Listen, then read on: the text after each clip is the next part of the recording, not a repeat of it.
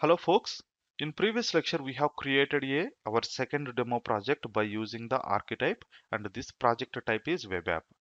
Now I'm going inside to my project, that is second demo project, and if I go inside over here you can see pom.xml and src is there. You can just execute tree on this directory and it lists out the what and all content is there. You can see pom.xml is there, then there is a src main web app, and it doesn't have any test cases, it just have the only source code, nothing but application logic.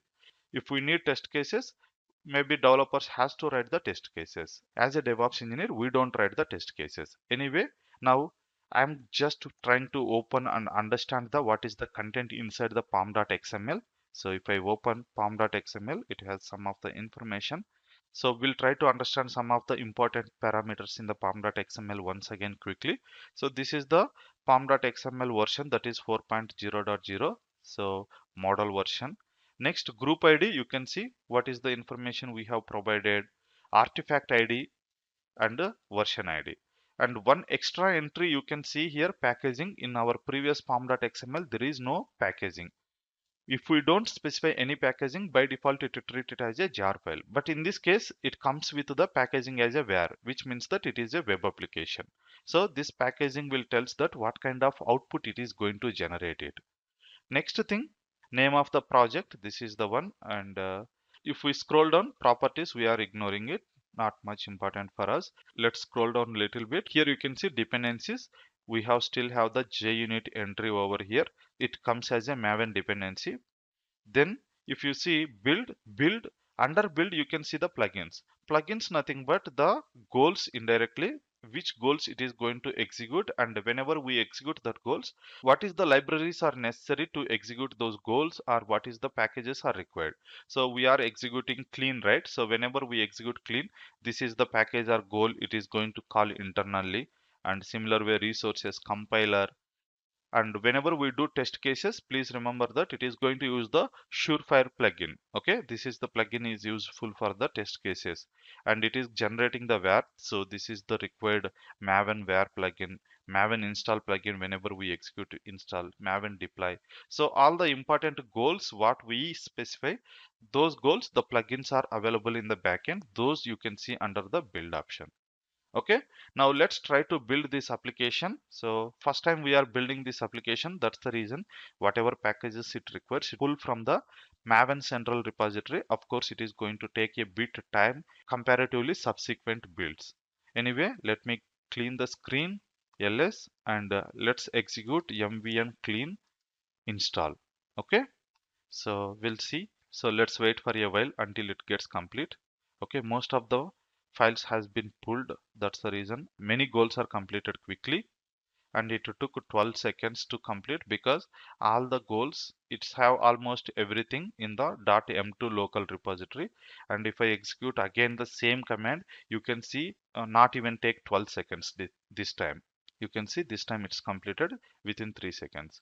Okay, anyway, if we try to understand the output, okay, it's done the cleaning the existing target file, and it's test compile test, and you can see there is no tests. Clearly it is saying that no tests to run because we haven't written any test cases, and it is building a var file and it is deploying the var file, sorry, not installing a var file on our .m2 directory. Okay, that's how it works. Now let me do a small change, that if I open my pom.xml and if I remove the dependencies, nothing but we are not running any test cases. So if I remove the JUnit plugin, we'll see what will happen. Okay, there is no dependencies for us. Okay, I have removed everything, and if I do cat pom.xml, you cannot able to see any dependencies. Let me try to run the same command again, that is maven clean install. We are trying to build it again. Okay, now also build is successful. Why? Because there is no test cases, so there is no point of making it as a dependency. But whereas if I go to my previous project, nothing but in my first project, if I go here, if I do tree, if I go to src, we have test cases. If I try to delete the same content over here, va pom.xml, this is on project 1. Okay, if we try to delete the dependencies, and we'll see what will happen over here.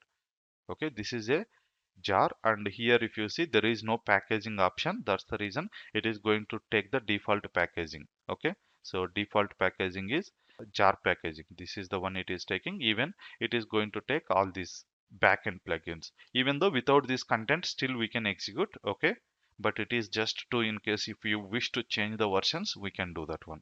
So let's try to save it, and I'm going to execute the mvn clean install. Okay, this time of course it is going to fail because we have test cases, but there is no appropriate plugin to run these test cases. You can see here build is failed and failed to execute the goal, and if you see the goal, maven compiler plugin test complete, so it could not able to compile the code at all.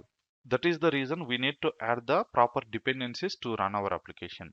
So to add it back, of course I need to find out the dependency plugins. So for that I'm going to search for JUnit repo.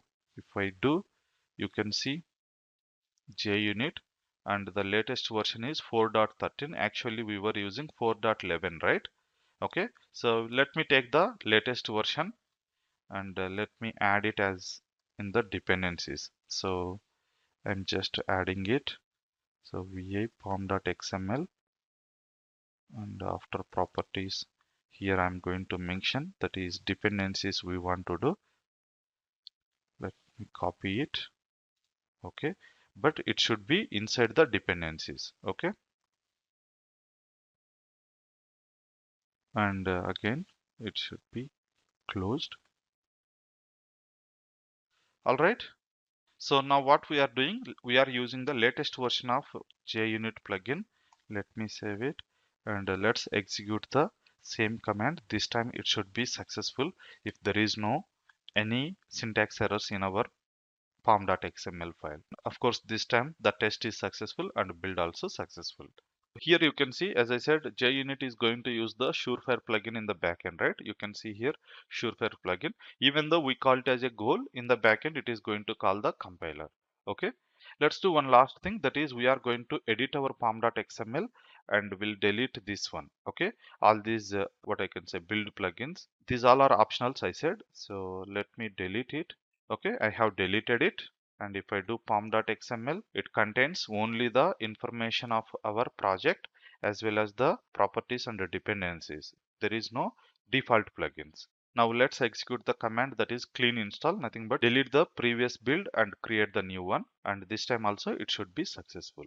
Okay, I have deleted all these plugins, so it might be going to the remote repository to pull the latest one, because the pom.xml whatever information it contains could be the older versions. All right, even though I have deleted our build snippet, still the build is successful, but this time it pulled a lot of repositories or libraries from the remote repository. Why? Because in our pom.xml the plugins which we might use could be the older version.